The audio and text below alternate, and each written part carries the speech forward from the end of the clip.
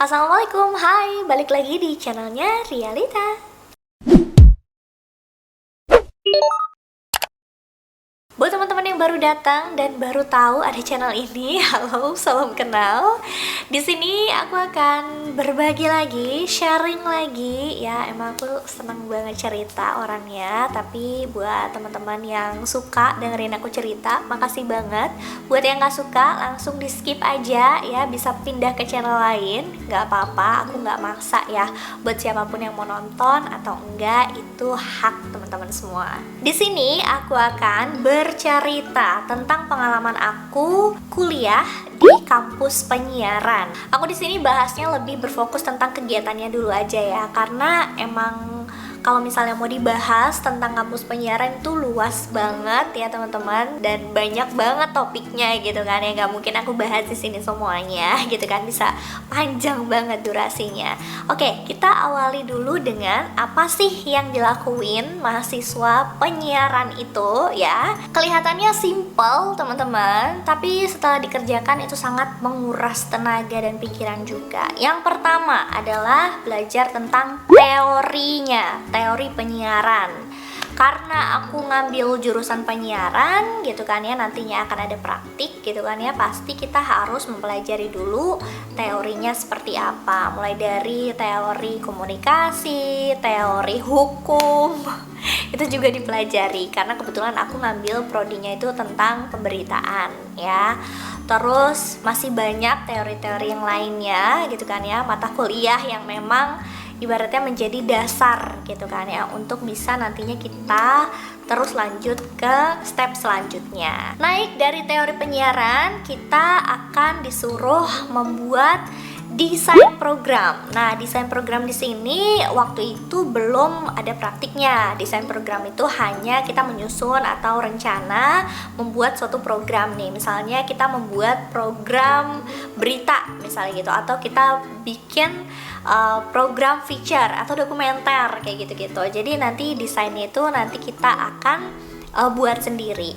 Dan di kampus aku ya, ada yang kelompok, ada yang perorangan gitu. Jadi tugasnya itu terbagi menjadi dua gitu kan ya. Kadang kita sendiri yang benar-benar kita semuanya nyusun sendiri, ada juga yang kelompok, jadinya bareng-bareng. Jadi kita nggak capek sendiri kayak gitu.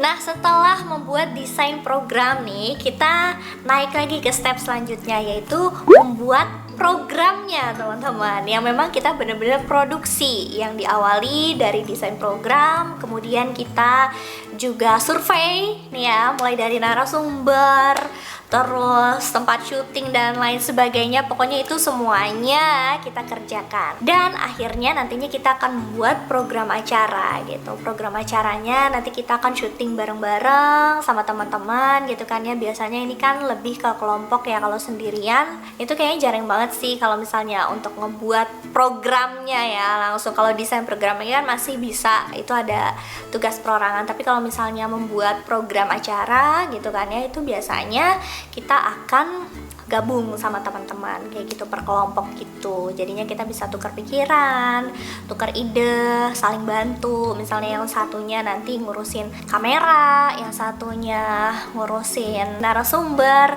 kemudian ngurusin konsumsi kayak gitu-gitu. Benar-benar itu memang ada job desk-nya masing-masing. Terus nanti ada yang nulis naskah, ada yang jadi presenter dan lain sebagainya. Jadinya kita satu tim gitu. Nah, biasanya kalau misalnya membuat program ini kita masih dalam lingkup kelas gitu ya teman-teman. Gak tahu ya di kampus-kampus lain, tapi kalau misalnya di kampus aku dulu itu masih dalam lingkup kelas. Misalnya satu kelas itu ada berapa orang, terus dibagi beberapa kelompok kayak gitu. Nah, setelah kita praktik mandiri di kelas, kita lanjut ke step yang terakhir nih teman-teman, yaitu praktik gabungan gitu. Praktik gabungan itu kita gabung sama prodi-prodi yang lainnya yang memang juga jurusan penyiaran tapi prodinya beda gitu. Ada yang produksi siaran gitu kan, ada yang bagian teknik, khusus teknik gitu. Kalau misalnya aku kan waktu itu ngambilnya di pemberitaan, jadi belajarnya tentang berita aja gitu. Pokoknya semuanya serba berita sampai pusing waktu itu. Bedanya kalau praktik gabungan di sini kita akan punya teman kerja yang lebih banyak gitu kan ya. Alhasil kita juga punya pendapat yang lebih luas lagi. Jadi ya teman-teman harus bisa menyesuaikan atau beradaptasi dengan teman-teman sekelompoknya gitu. Jadi jangan mau menang sendiri, mau bener sendiri, semuanya harus dirundingin bareng-bareng. Dalam lingkup kelas aja kadang-kadang kita ada beda pendapat gitu kan ya. Misalnya satu kelompoknya cuma 5-6 orang, itu kan masih lingkup yang kecil. Apalagi lingkup yang besar gitu kan, bisa sampai 10-20 orang dalam satu kelompok, itu pasti akan jauh lebih sulit penanganannya gitu. Jadi kita juga harus bisa mengontrol ego kita gitu. Itu sih yang aku pelajarin dari kampus broadcast atau kampus penyiaran. Nah, enaknya kuliah di kampus penyiaran itu akan jauh lebih banyak praktiknya dibandingkan teorinya. Nggak tahu di kampus broadcast yang lain ya. Kalau khusus di kampus aku itu lebih banyak praktiknya daripada teorinya gitu kan. Teorinya tuh cuma sebagai pendukung aja gitu kan ya, tapi yang utamanya itu praktik. Jadi kenapa orang-orang yang kuliah di kampus penyiaran itu akan jauh lebih siap untuk bekerja gitu, walaupun memang tetap bersaing ya dalam peluang kerja gitu kan, nggak ujuk-ujuk langsung dapat kerjaan juga gitu kan ya, tetap semuanya juga ada prosesnya gitu dalam mencari pekerjaan. Untuk suka dukanya sendiri ya, kuliah di kampus penyiaran itu dukanya dulu ya yang buruknya dulu. Nggak buruk sih sebenarnya, ini kayak ya pasti ada dukanya lah ya, nggak mungkin semuanya senang gitu kan ya. Dukanya adalah capek banget, bener-bener capek banget. Terus karena aku kuliahnya di luar kota, jadi yang pastinya homesick ya, jauh dari orang tua kayak gitu. Kecuali mungkin yang memang dekat gitu sama orang tuanya ya beda lagi, itu nggak tahu ya, punya keresahan masing-masing lah kayak gitu. Yang ketiga itu menguras waktu ya, apalagi kalau misalnya bikin program acara gitu kan ya, misalnya syuting di studio ataupun di luar, itu sebagian besar kita pasti akan tertuangnya itu ke tugas kita kayak gitu ya. Pokoknya dibilang sibuk lah ibaratnya kayak gitu. Kalau dukanya sih kayaknya menurut aku cuman itu aja sih, nggak banyak, karena memang lebih banyak kesukanya gitu daripada dukanya gitu kan ya. Karena sukanya itu kita jadi banyak pengalaman, terus kita juga jadi banyak kenalan, apalagi kalau misalnya kita nyari narasumber kan ya. Narasumber setiap program itu kan beda-beda gitu kan ya.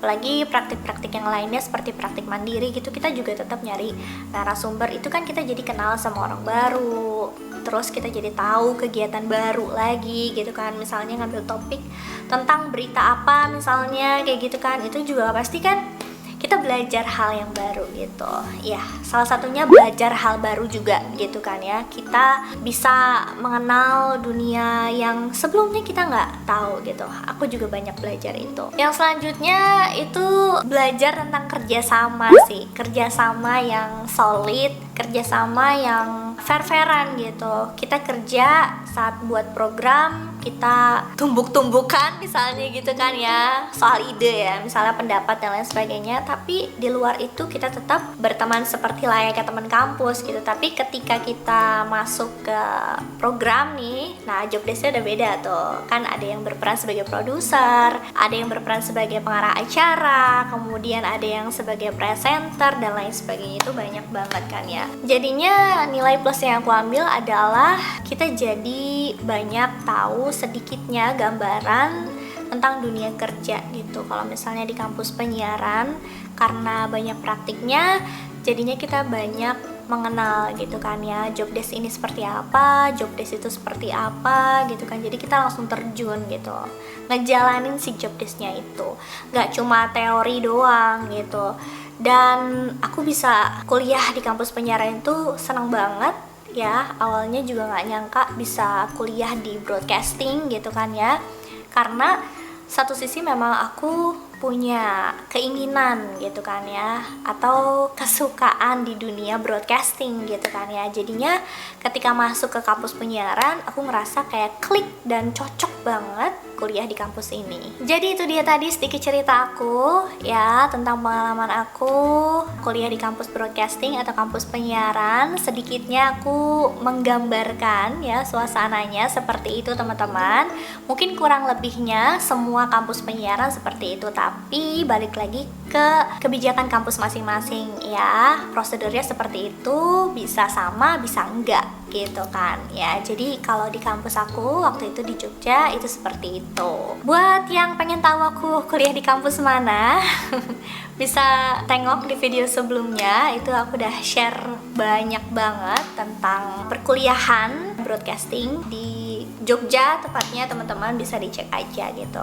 Karena kalau di sini aku khusus kayak bahasnya itu lebih luas aja gitu. Jadinya siapapun yang mau masuk ke kampus broadcast, ke kampus penyiaran itu bisa mendapatkan gambarannya. Dan semoga sedikitnya bisa membantu teman-teman membayangkan gimana ya kuliah di kampus broadcasting. Setelah nonton video ini gimana? Apakah teman-teman sudah menentukan gitu, memutuskan mau masuk kampus penyiaran atau mau masuk ke jurusan lain aja? Terima kasih buat teman-teman yang udah nonton. Semoga video kali ini bermanfaat. Sampai ketemu lagi di video selanjutnya. Wassalamualaikum. Bye bye.